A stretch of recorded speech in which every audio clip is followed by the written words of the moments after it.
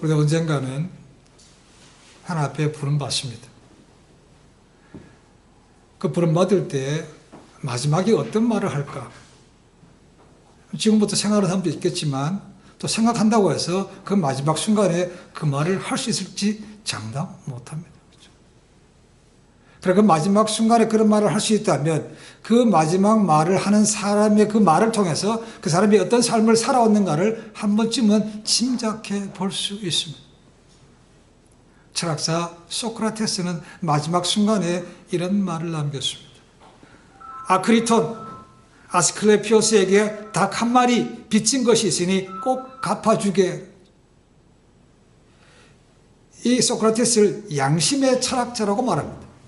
죽어가면서까지 닭 한 마리 빚진 거 꼭 갚아달라고 부탁했다는 겁니다. 로마 황제였던 줄리어스 시저는 마지막에 이런 말을 했습니다.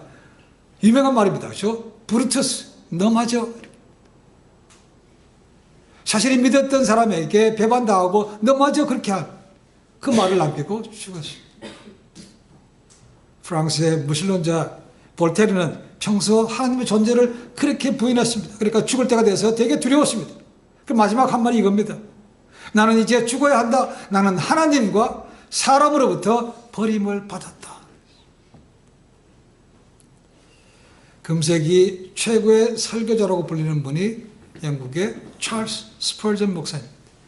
그는 이렇게 마지막 순간에 얘기했습니다. 하나님은 나를 위해서 돌아가셨다. 감독에 창시했던 요한 웨슬레는 이런 말을 했습니다. 하나님이 우리와 함께 하시니 너무 좋다. 그것이 마지막이었습니다.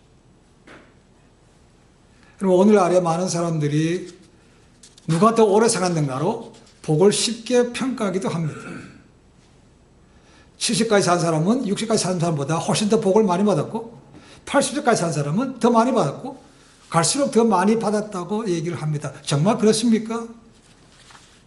그렇게 오래 살았지만 평생 자기밖에 모르고 살았다면 그래서 주변 사람들에게 아픔과 고통을 주고 한 번도 가난한 사람들에게 얼굴도 주지 않고 구원한 손도 버친 것이 없다면 그 사람 보고 야 정말 저 사람 참 멋있는 인생 살았어 그렇게 말하겠습니까? 그렇지는 않을 거라고 생각합니다. 반면에 일찍 세상을 떠났더라도 그가 아픈 사람들과 약한 사람들을 끌어안고 동정할 수 있었고 그에게 도움을 주는 멘토 같은 삶을 살았다면 그 사람은 분명히 값진 인생을 살았다고 볼 수 있습니다. 굵고 짧게 살았던 인생이죠. 파스칼이라든가 마틴 루터 킹 목사님, 본헤프 목사님 같은 분은 30대에 다 죽었습니다. 그러나 그의 이름들은 그의 족적들은 지금도 인류 역사에 크게 남아있는 것을 볼 수 있습니다. 미국에서 할로데이 되어 있죠. 마틴 루터 킹 주니어 데이라고 있습니다.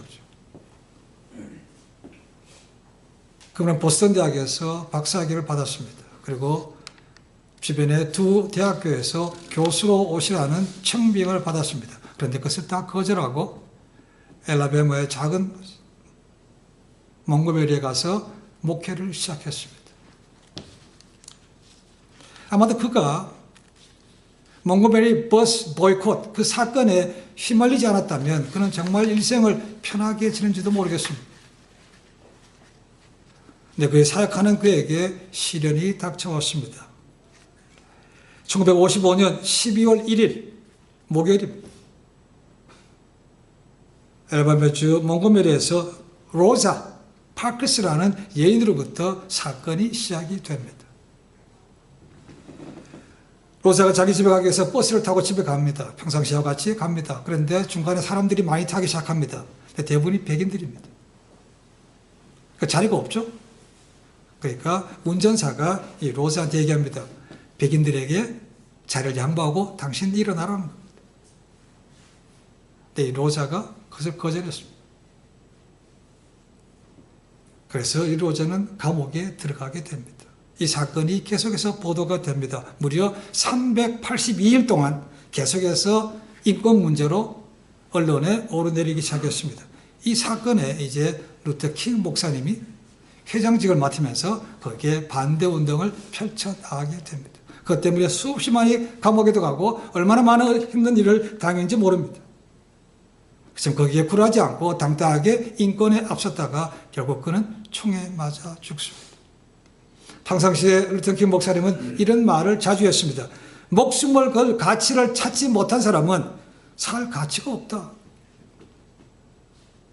이 루터킹 목사님이 삶의 가치를 찾은 것은 뭔가? 사람이 피부 색깔로 차별되는 것이 옳지 않다는 겁니다.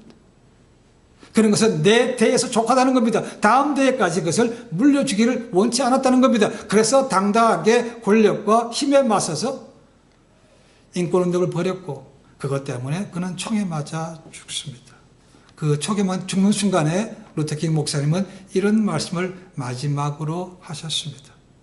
나는 마침내 자유를 얻었다. 고맙게도 마침내 나는 자유를 얻었다. 그분은 자유를 외치고 돌아갔습니다. 이런 삶이야말로 존경받는 삶, 그리고 가치가 있는 사람, 보람 있는 삶. 비록 짧게 살다가 돌아가셨지만 많은 것을 생각하게 하고 남겨주는 사람이라고 얘기했습니다. 이 땅에도 이 사람들 외에도 수없이 많은 훌륭한 사람들이 있습니다. 그러나 그 어느 누구도 예수 그리스도만큼 뛰어나고 유명하지는 않습니다. 그 예수 그리스도가 우리 오늘 종료주일의 주인공입니다. 그러면 그 예수님께서는 마지막으로 무슨 말씀을 하셨는가? 우리 주님께서는 십자가에 돌아가셨습니다. 그 십자가의 고통 가운데 계시면서 마지막 7마디 말씀을 하셨습니다. 그 말씀을 흔히들 가상실현이라고 얘기합니다. Seven utterance on the cross라고 얘기합니다. 첫 번째 하신 말씀은 아버지여 저들을 사하여 주옵소서 저들이 하는 것을 알지 못하니이다. 두 번째로 하신 말씀은 내가 내게 진실로 이르노니 오늘 내가 나와 함께 낙원에 있으리라 하는 말씀을 하셨습니다. 세 번째는 어머니에게 하십니다. 여자여 보소서 아들이니이다. 그리고 요한에게는 보라 내 어머니라 하십니다. 네 번째는 엘리 엘리 라마 사막다니 나의 하나님 어찌하여 나를 버리셨나이까 하십니다. 다섯 번째로 하신 말씀은 내가 목이 마르다. 여섯 번째 하신 말씀은 다 이루었다. 그리고 마지막 1번째는 아버지여 내 영혼을 아버지 손에 의탁하나이다 라고 하시면서 마지막 숨을 거두셨습니다.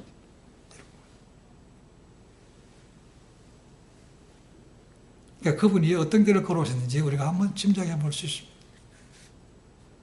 종료주일이 어떤 날입니까? 2000년 전 이맘때쯤 예수님께서 나귀 새끼를 타고 예루살렘으로 많은 사람들과 함께 입성하던 날입니다. 혼자만 들어온 것이 아니었고 많은 사람들이 그와 함께 들어왔습니다. 많은 사람들은 종려나무 가지를 꺾어서 흔들면서 호산나를 외치면서 당당하게 들어오셨습니다. 왜 이 종료주일이 중요한가? 이때까지 예수님은 제자들에게도 내가 누구인지 함부로 얘기하지 말라고 감춰왔습니다. 그렇죠? 그러나 이때는 당당하게 내가 기다렸던 메시아, 유대인의 왕으로 오셨다는 것을 당당하게 선포하는 것이 바로 이 종료주일입니다.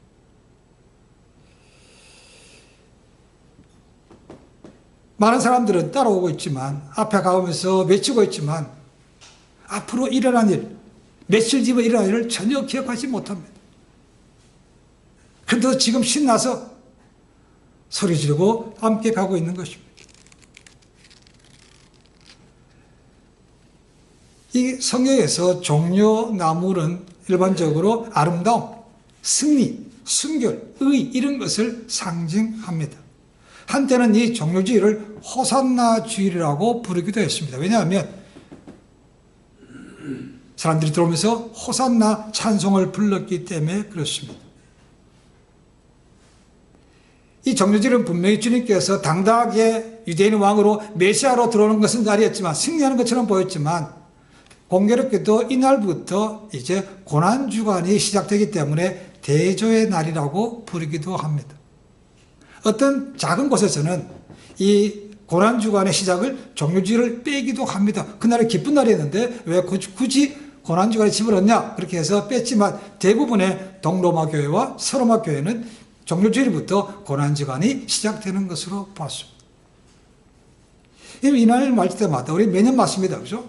두 가지는 항상 생각해 봐야 됩니다. 하나는 예수님과 함께 들어왔던 군중들인 것이고, 또 하나는 예수님의 마음입니다.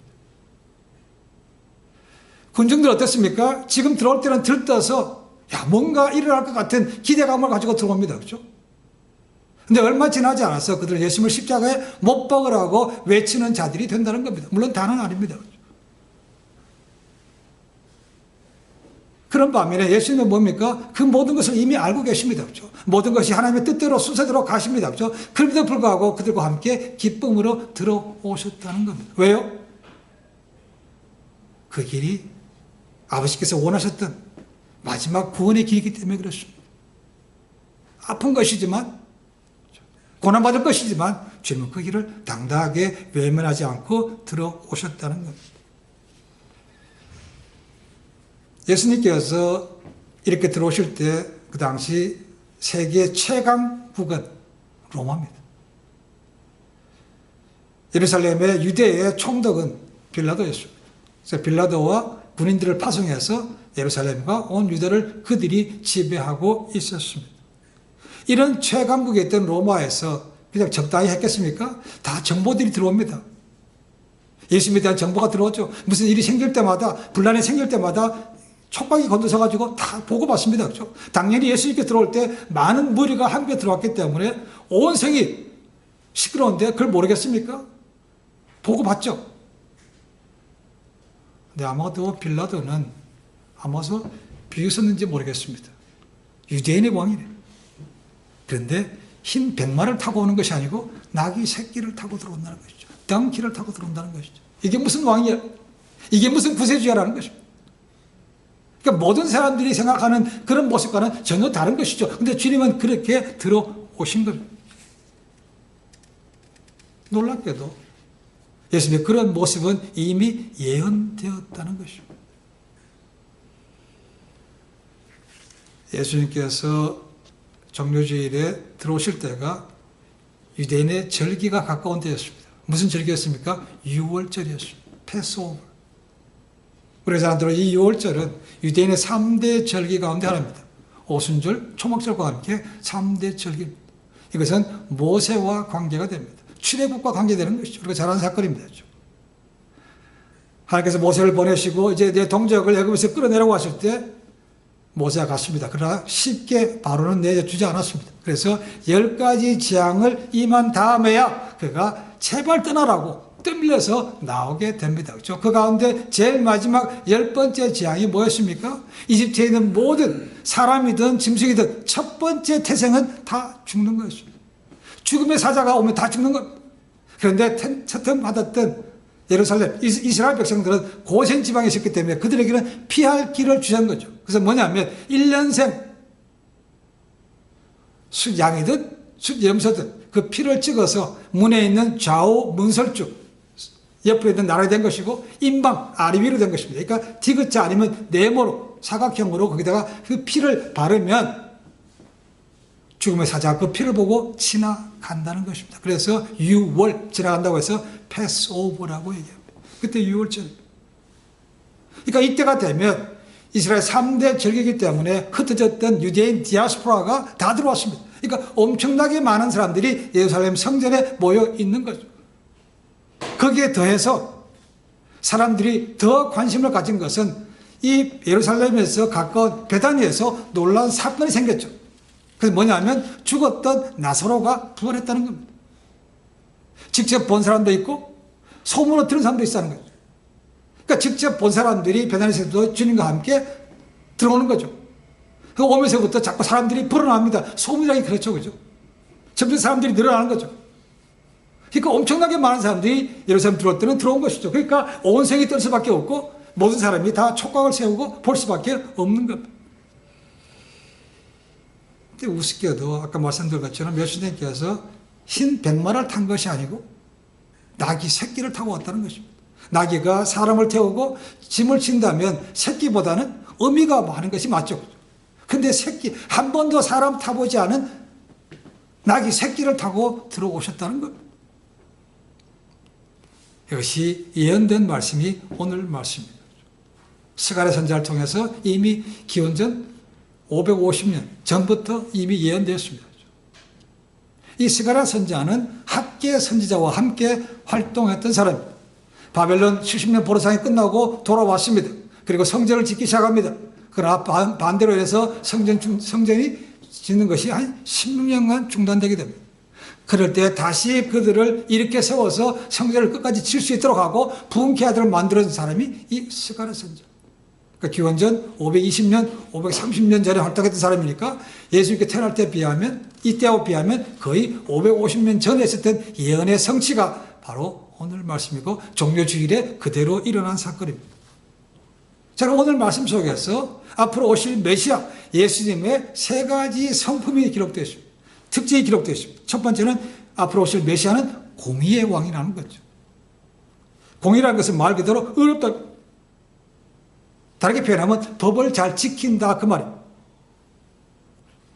대통령이 취임하게 되면 사람들은 무엇보다도 대통령이 법치주의, 법을 잘 지킬 것을 요구합니다.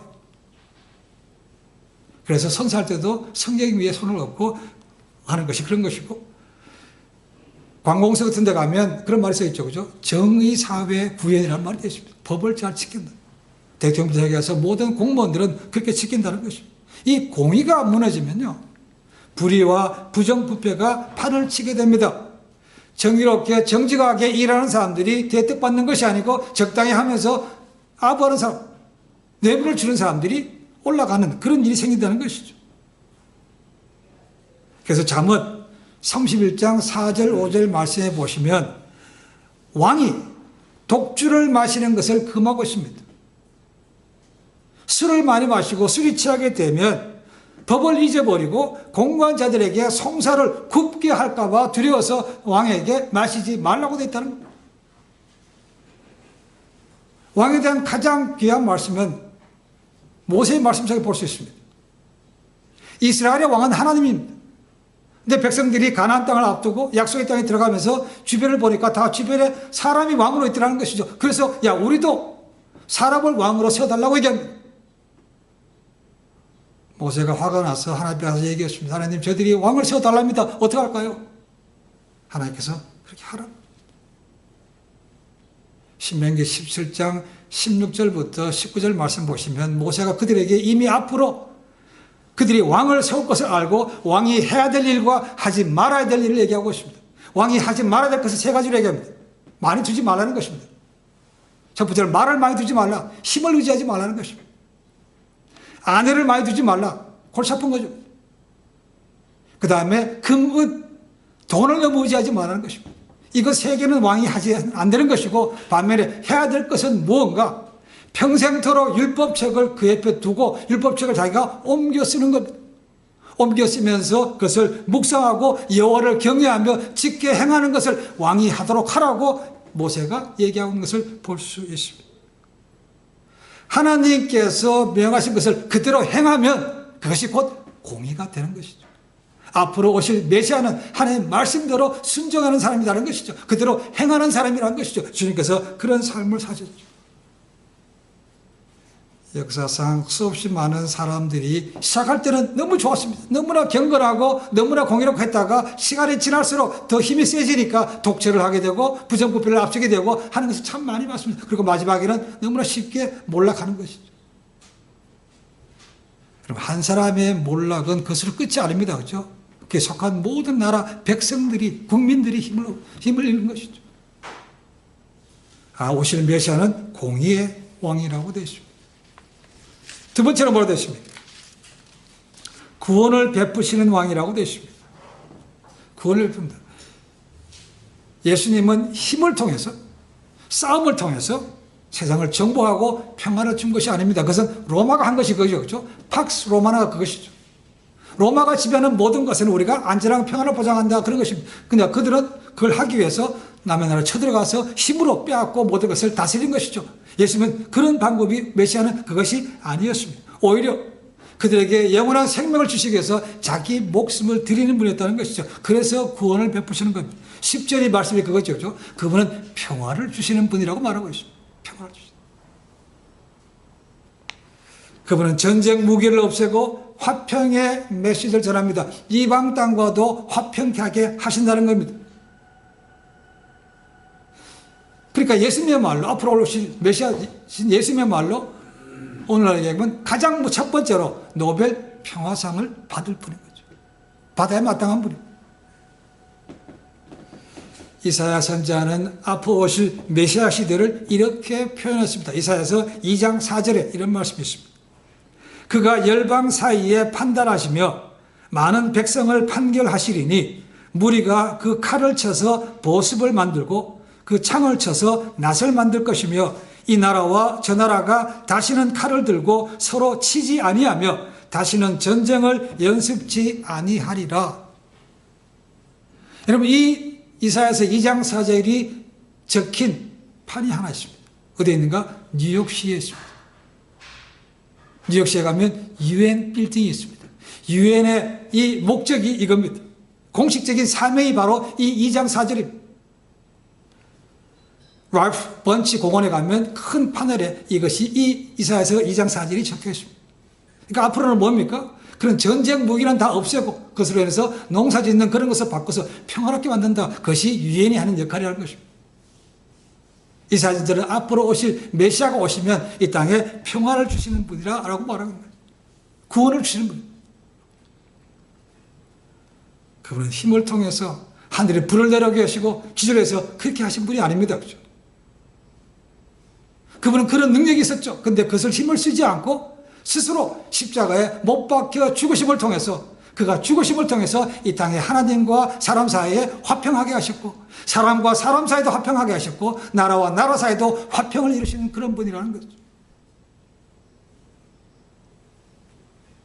그분을 믿고 모든 사람이 그 마음속에 탐욕을 버리면 분쟁과 그런 모든 씨앗들은 좀 사라진다고 볼 수 있죠. 그러니까 그 아닌 사람들이 탐심으로 인해서 탐욕으로 인해서 땅을 넓혀가고 많은 것을 취하기 위해서 지금도 전쟁이 벌어지고 있는 것입니다. 주님은 그런 분이, 메시아는 그런 분이 아니었습니다. 스스로 죽으심으로 이 땅에 구원을 베푸시는 평화의 왕입니다. 세 번째 오늘 말씀 보니까 그는 겸손하신 왕이라고 말하고 있습니다. 그럼 겸손은 뭡니까? 자기의 높음을 드러내지 않고 상대방과 함께 그 사람이 눈높이에서 자기 자신을 낮추는 것을 얘기하고 있습니다. 함께 기뻐할 수 있고 함께 슬퍼할 수 있는 것이 그것이 겸손한 삶인 거죠. 예수님은 수많은 기적을 행하셨습니다. 그러나 한 번도 자기 자신을 전항하신 적이 없습니다. 아버지께 다 영광을 돌려드렸습니다. 왜 나를 버렸냐? 하나님께서 나를 하신 것을 나는 그냥 할 뿐이라고 하신 거죠. 후에 사도 베드로는 그의 편지에 이렇게 얘기합니다. 베드로전서 4장 11절에 이런 말씀이 있습니다. 만일 누가 말하려면 하나님의 말씀을 하는 것 같이 하고 누가 봉사하려면 하나님의 공급하시는 힘으로 하는 것 같이 하라. 이는 범사에 예수 그리스도로 말미암아 하나님이 영광을 받으시게 하려 함이라. 말하든 섬기든 뭐하든 간에 죽게 하듯 하라는 것입니다. 나는 아니고 주님께서. 우리 주님께서 그런 길을 가셨지만 또 그런 길로 오라고 초청하셨지만 우리는 종종 그런 것을 잊어버립니다. 그리고 자기 자신을 드러낼 때가 참 많습니다. 내가 내 능력으로, 내 돈으로, 내 지혜로, 그런 것 때문에 오히려 잘하고도 욕을 먹거나 하나님의 영광을 가질 때가 많이 있습니다. 겸손함은 온유함과 일맥상통한다고 얘기합니다. 예수님이 직접 자신에 대해서 이렇게 말씀하셨습니다. 수고하고 무거운 짐자들아 다 내게로 오라. 내가 너희를 쉬게 하리라. 나는 마음이 온유하고 겸손하니 나의 멍에를 메고 내게 배우라. 겸손하고 온유하다고 하셨습니다. 그 온유라는 단어는 제가 이미 전에도 말씀을 드렸지만 그냥 약한 사람이 아닙니다. 그냥 이래도 허 저래도 허 그런 분이 아닙니다. 이 온유라는 단어는 원래 그 근본 뿌리가 야생마에서 나왔습니다. 초장을 띄우는 야생마 얼마나 힘이 넘칩니까? 이 온유란 말은 마찬가지로 능력이 있습니다. 근데 그 능력을 함부로 쓰지 않는 겁니다. 예수님께서 힘이 없어서 십자가에 그냥 잡혀 돌아가셨습니까? 아닙니다. 주님께서 하신 말처럼 야 내가 지금도 명해서 한 영이나 되는 7,200명이나 되는 천사를 통해서 이거 내가 못하게 할 수 없을 것 같으냐? 할 수 있다는 겁니다. 내 아버지의 말씀을 이루시기 위해서 나는 그냥 그 길로 간다는 겁니다. 이게 온유입니다. 그것이 또한 겸손이기도 합니다. 주님께서 내게로 오라고 말합니다. 그럼 내가 해결할 수 있다는 것이죠. 그분이 능력이 있는 분이죠. 그죠? 그렇지 않다면 그분 앞에 갈 이유가 없고 그분이 그렇게 초청하셔도 안 되는 거죠. 우리 인생이라는 것은 때로는 많은 짐을 지고 가는 것이라고 표현할 수 있습니다. 좋은 것도 있겠고 기쁜 것도 있겠지만 때로는 너무 버거운 것도 꽤 있습니다. 그죠?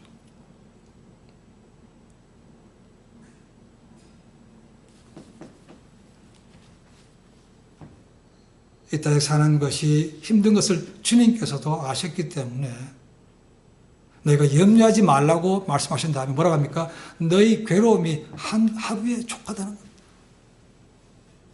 오늘 하루만 더 괴로운 게 많을 텐데 그 뭘 내일 모레까지 미리 염려하고 있어. 그 염려하지 말라는 것이죠.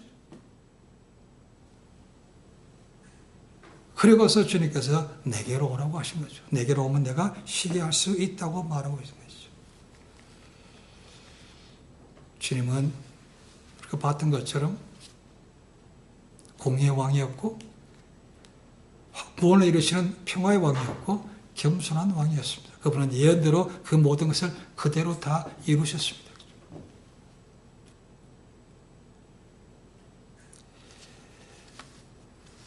이 기독교인들에게 가장 많이 읽혀지는 책, 기독교인이 아닌 분들에게도 성경은 가장 많이 지금도 읽혀지고 판매되고 있는 책입니다. 성경 다음으로 기독교인들에게 알려진 책을 두 권 꼽으라면 첫 번째가 철로역정이라고 했습니다. Pilgrim's Progress.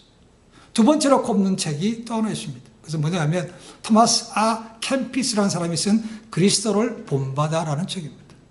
영어로 하면 Imitation of God이라는 책입니다. 15세기에 썼습니다. 이 책을 통해서 수많은 사람들이 회심했다고 얘기합니다. 감독에 장치했던 요한 웨슬리는 이 책을 무려 1000번이나 읽었다고 말합니다. 거기에 보면 이런 말씀이 있습니다. 잘 들어보십시오. 예수님과 그 천국을 사랑하는 사람은 많이 있거니와 이 땅 위에서 예수님의 십자가를 지고자 하는 사람은 매우 적습니다. 주님의 위로를 받고자 하는 사람은 많이 있으나 그와 함께 고난을 받고자 하는 사람은 거의 없습니다.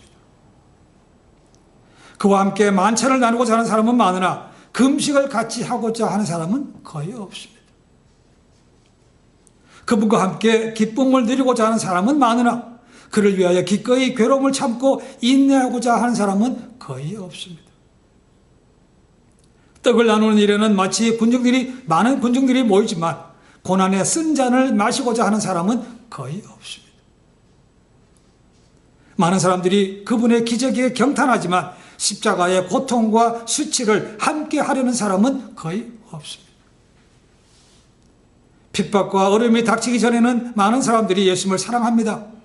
예수님으로부터 어떤 위로를 받는 동안은 많은 사람들이 그를 찬양합니다. 그러나 예수께서 그들을 떠나 자기 자신을 숨기거나 저희들에게 위로를 거두어 가시면 그들은 쉽게 불평을 하고 낙담에 빠지고 맙니다. 오늘을 시작으로 해서 고난주간이 시작됩니다. 고난주간. 마지막 한 주간의 십자가의 길 우리가 잘 아신 대로 거기는 당연히 십자가를 당하기 전에 했던 육체적인 아픔도 당연히 거기 들어갑니다. 많은 사람들과 변론하고 다투었던 그런 것도 들어갑니다. 여기서 우리가 기억하는 것은 우리도 그와 같은 주님의 고난에 함께 참여하자는 것입니다. 그분이 하나님의 아들이신데 하나님이신데 죄가 없으신데 왜 그런 고난을 당해야만 되십니까? 바로 우리의 죄 때문인 거죠. 나 때문에.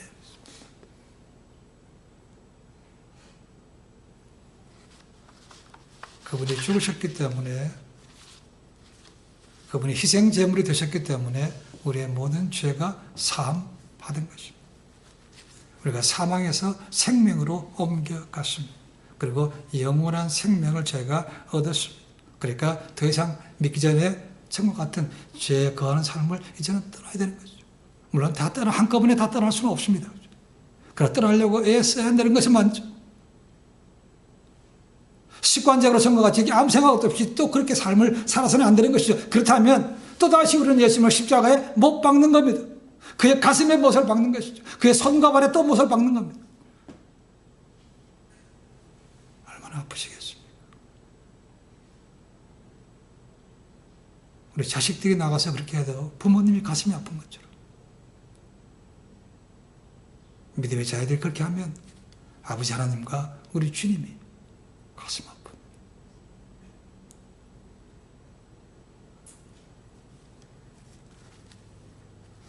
그런 삶을 우리는 죽는 순간까지 계속 고민하고 갈등에 살 겁니다. 그렇죠? 온전하지는 않습니다. 그렇죠? 그러나 아마 더 이상 움직이지 못하게 되고 그렇게 되면 이제는 할 수 없이 못하게 되는 거죠. 그렇죠? 그때가 돼서 너무 많은 후회하려고 하면 더 늦을 수도 있습니다. 그렇죠?